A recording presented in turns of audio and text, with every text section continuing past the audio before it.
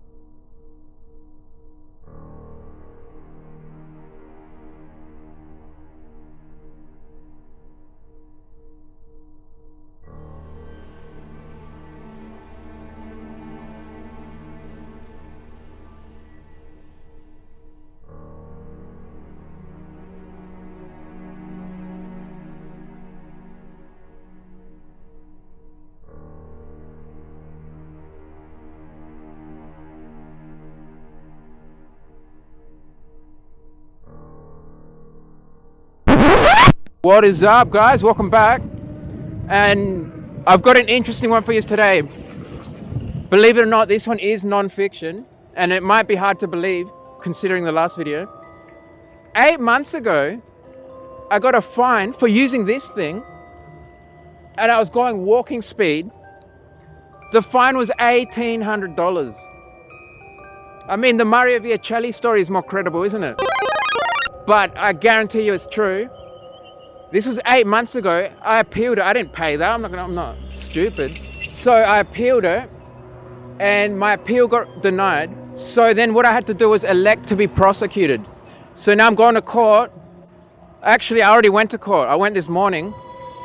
2 days ago,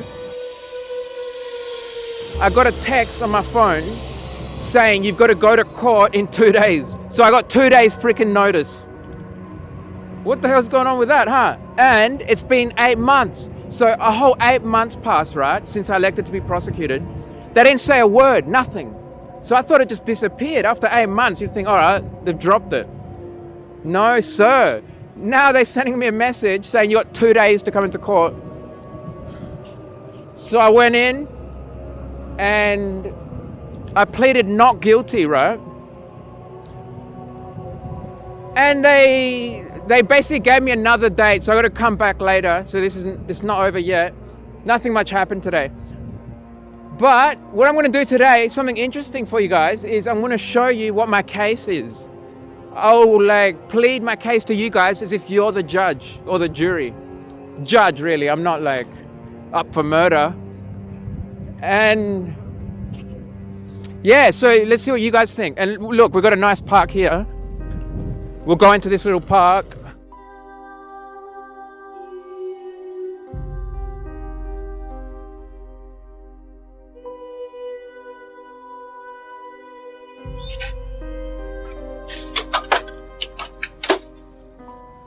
Hi, Your Honor.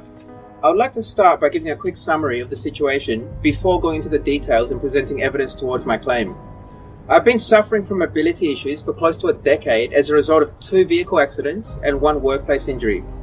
These injuries have led me to require a hands-free walking aid, and the device in question that brings me to this court hearing is the only instrument, machine, or system across the entire medical spectrum that is able to fulfill the requirements of my medical needs. The reason it can fulfill these requirements is that 1, it's a walking aid, and 2, it's hands-free. And I would add that 3, it's extremely safe and reliable.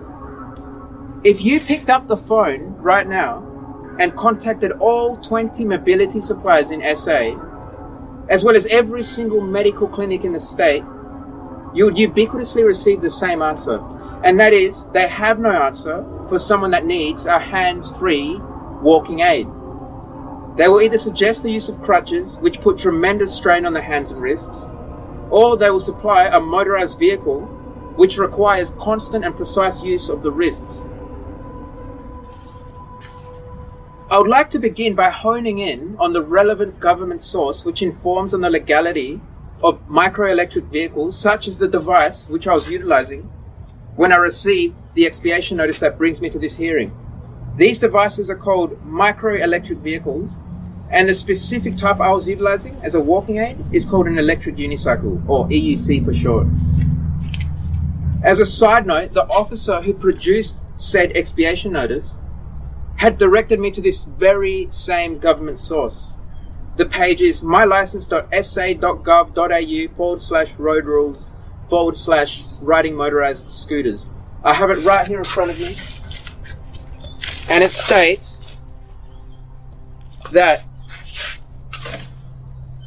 the EUC, along with all other types of microelectric vehicles, are not permitted on SA roads, footpaths, or bike tracks.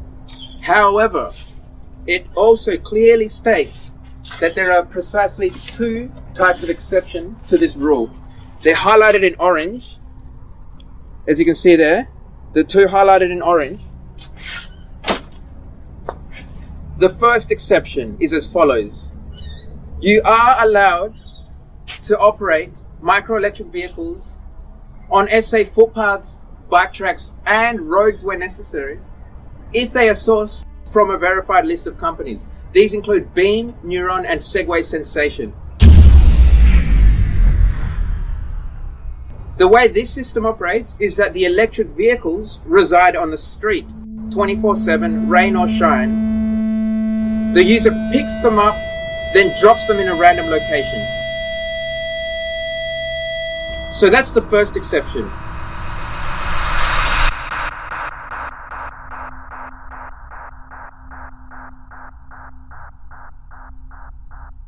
The other one is a medical exemption. It states, quote, electric scooters referred to here do not include motorized wheelchairs and scooters typically used by people with mobility difficulties. I have ample evidence to suggest that I fit into that category. I have a doctor's note where the doctor specifically explains that I need to keep strain away from my wrists. That includes the operation of a walking aid. Now I'll go into more detail about my injuries. I've been suffering from various injuries dating back to 2012, where I was a passenger in a vehicle that was struck by a fast-moving taxi. The accident was deemed to be the taxi driver's fault, and as a result, I received a settlement. However, the injuries that would result would last much longer. A few years after that, I was involved in another motor vehicle accident. This time, I was operating my motor scooter without a passenger. It was a silver Suzuki Bergman 250cc. In this accident, I collided with the vehicle in front of me. It was deemed my fault. I had to pay for it. It was a large four-wheel drive. It resulted in the destruction of my motor vehicle and $5,000 of damage to the four-wheel drive. The damage has since been paid for. However, the injuries that were caused to my wrists and ankles in this accident still present a burden to my everyday life. It's painful to walk in any capacity for prolonged periods of time, and my wrist injuries have limited the flexibility of my left wrist in particular, but also have limited the strength on my other side. My wrists were particularly affected due to the compounding effect of the car accident followed by the motorcycle accident, both of which resulted in significant trauma to my wrists. Furthermore, I had another accident whereby a heavy metal object landed on my foot, striking me on the ankle directly adjacent to the Achilles tendon. I was not able to obtain the medical records for this injury at the current time. However, I have photos showing the graphic nature of this injury. Just there.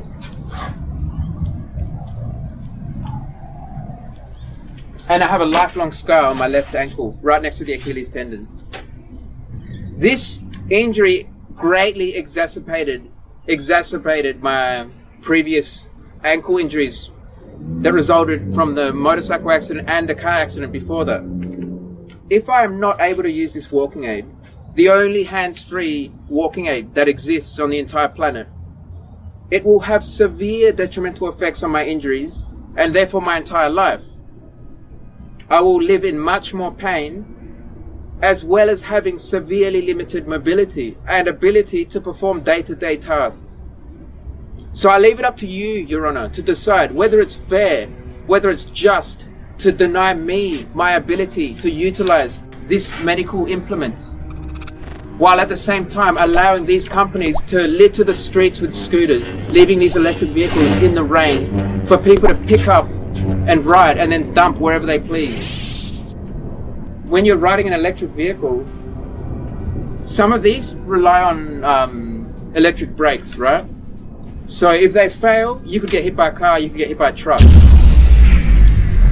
So that's where I'll leave it for now. And by the time I have to go back there, I'll have probably a bit more written down here, because I got like 2 more months now.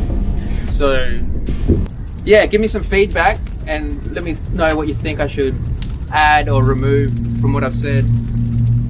And yeah, that's it, guys. We'll leave it there. Peace.